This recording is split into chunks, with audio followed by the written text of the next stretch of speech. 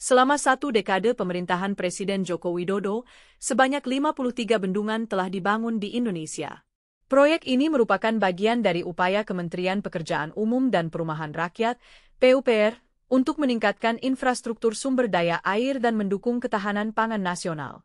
Dari total 61 unit bendungan yang direncanakan, 53 telah berhasil diselesaikan oleh Kementerian PUPR melalui Direktorat Jenderal Sumber Daya Air.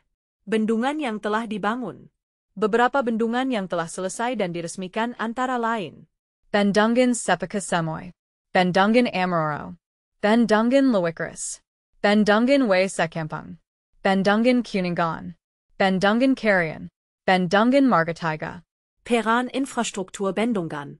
Menteri PUPR, Basuki Hadimulyono, menjelaskan bahwa pembangunan bendungan tidak hanya bertujuan untuk penyimpanan air, tetapi juga harus diikuti dengan pengembangan jaringan irigasi.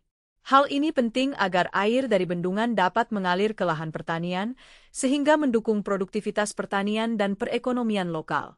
Kontribusi terhadap irigasi. Selain pembangunan bendungan, selama periode 2014 hingga 2024, Kementerian PUPR juga berhasil membangun lebih dari 1,2 juta hektar jaringan irigasi dan merehabilitasi lebih dari 4,6 juta hektar jaringan irigasi yang ada. Ini menunjukkan komitmen pemerintah dalam memastikan ketersediaan air untuk pertanian dan kebutuhan dasar masyarakat. Dengan pencapaian ini, pemerintah berupaya untuk meningkatkan ketahanan pangan serta mendukung pertumbuhan ekonomi melalui infrastruktur yang lebih baik. Pembangunan bendungan memiliki dampak yang signifikan terhadap perekonomian lokal, baik positif maupun negatif. Berikut adalah beberapa dampak utama yang diidentifikasi dari berbagai sumber. Dampak positif. Peningkatan pendapatan. Pembangunan bendungan dapat meningkatkan pendapatan masyarakat, terutama di daerah hilir.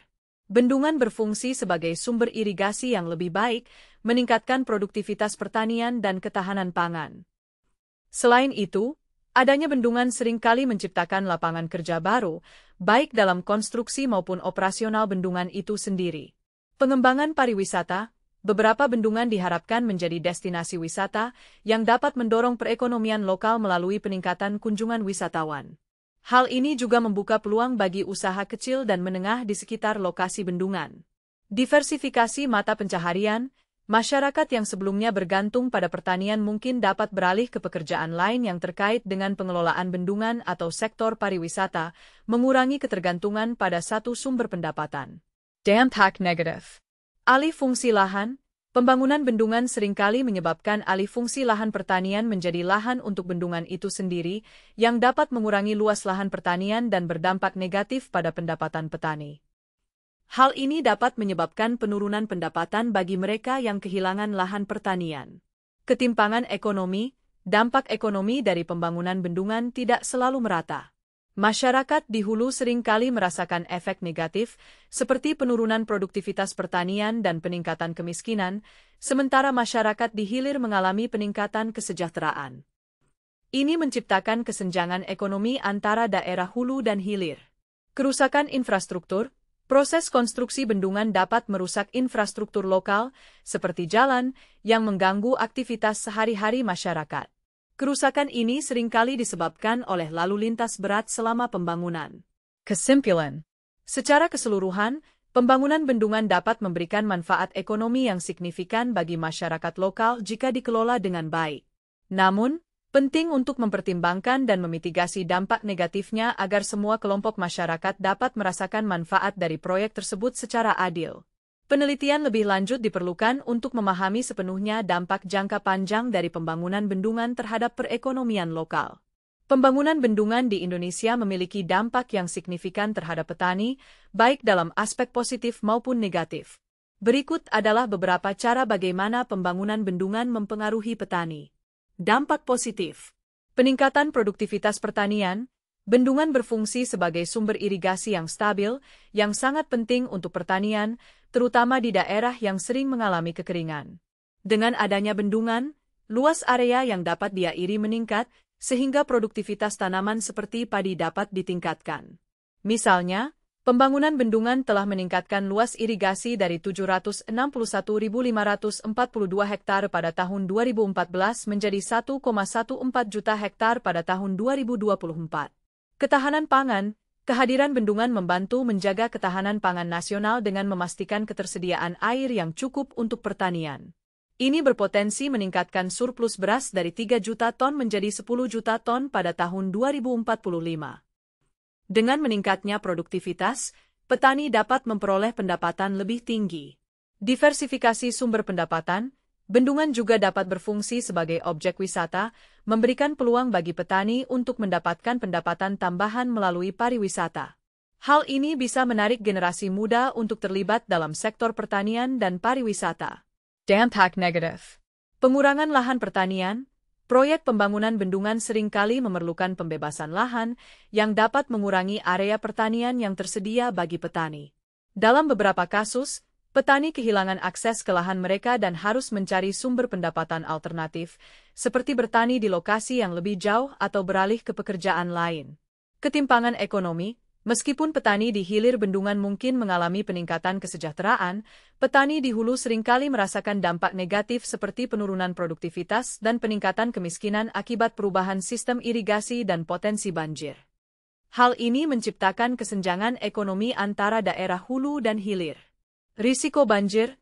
Pembangunan bendungan dapat menyebabkan perubahan dalam pola aliran air, yang terkadang mengakibatkan banjir di wilayah hilir jika tidak dikelola dengan baik. Ini dapat merugikan petani yang bergantung pada kondisi cuaca stabil untuk pertanian mereka. Kesimpulan. Secara keseluruhan, pembangunan bendungan memiliki potensi untuk meningkatkan kesejahteraan petani melalui peningkatan produktivitas dan diversifikasi pendapatan. Namun, tantangan seperti pengurangan lahan pertanian dan ketimpangan ekonomi perlu dikelola dengan baik untuk memastikan bahwa semua petani dapat merasakan manfaat dari proyek tersebut secara adil. Pembangunan bendungan di Indonesia melibatkan 2 jenis entitas utama, badan usaha milik negara, BUMN, dan perusahaan swasta. Meskipun keduanya beroperasi dalam kerangka yang sama, terdapat perbedaan signifikan dalam hal tujuan, pengelolaan, dan dampak yang ditimbulkan. Berikut adalah perbedaan utama antara bendungan yang dibangun oleh BUMN dan swasta. Point 1. Kepemilikan dan pengelolaan. BUMN. Bendungan yang dibangun oleh BUMN dimiliki dan dikelola oleh pemerintah. Tujuan utama dari proyek ini tidak hanya untuk mendapatkan keuntungan, tetapi juga untuk memenuhi kebutuhan publik dan mendukung pembangunan ekonomi nasional. BUMN seringkali memiliki akses lebih besar terhadap sumber daya dan dukungan pemerintah yang dapat memberikan stabilitas finansial. Swasta. Bendungan yang dibangun oleh perusahaan swasta dimiliki oleh individu atau entitas swasta. Fokus utama mereka adalah pada keuntungan finansial dan efisiensi operasional. Swasta cenderung memiliki fleksibilitas lebih dalam pengambilan keputusan dan dapat beradaptasi dengan cepat terhadap perubahan pasar. Point 2. Tujuan dan orientasi. BUMN. Proyek bendungan yang dikelola oleh BUMN seringkali berorientasi pada pencapaian tujuan sosial ekonomi, seperti penyediaan layanan publik dan peningkatan kesejahteraan masyarakat. Keputusan strategis mereka dipengaruhi oleh kebijakan pemerintah dan kepentingan nasional. Swasta. Perusahaan swasta lebih fokus pada pencapaian keuntungan jangka pendek dan panjang. Mereka biasanya lebih cenderung mengambil risiko untuk memaksimalkan profitabilitas, yang dapat mempengaruhi cara mereka dalam merencanakan dan melaksanakan proyek bendungan. Point 3. Proses tender dan keterlibatan. BUMN. Dalam beberapa kasus, BUMN memiliki keunggulan dalam tender proyek karena pengalaman dan reputasi mereka. Namun, pemerintah juga memberikan kesempatan bagi perusahaan swasta untuk berpartisipasi dalam proyek bendungan melalui sistem kerja sama operasi, joint operation, dengan BUMN. Swasta. Perusahaan swasta kini memiliki porsi yang signifikan dalam proyek infrastruktur, meskipun masih lebih kecil dibandingkan dengan BUMN. Mereka harus bersaing dalam tender yang sama dengan BUMN dan memenuhi spesifikasi ketat yang ditetapkan oleh pemerintah. Point 4. Pengawasan dan akuntabilitas. BUMN. Proyek bendungan yang dikelola oleh BUMN biasanya diawasi oleh pemerintah melalui berbagai lembaga, termasuk kementerian terkait dan DPR. Akuntabilitas mereka tidak hanya kepada pemegang saham tetapi juga kepada masyarakat umum. Swasta. Perusahaan swasta tunduk pada pengawasan dari pemegang saham dan otoritas regulasi, tetapi tingkat akuntabilitasnya lebih terfokus pada transparansi laporan keuangan dan kinerja bisnis. Kesimpulan. Perbedaan antara bendungan yang dibangun oleh BUMN dan perusahaan swasta terletak pada kepemilikan, tujuan, proses tender, serta pengawasan. Masing-masing memiliki kelebihan dan tantangan tersendiri dalam pelaksanaan proyek yang dapat mempengaruhi hasil akhir serta dampaknya terhadap masyarakat dan ekonomi lokal.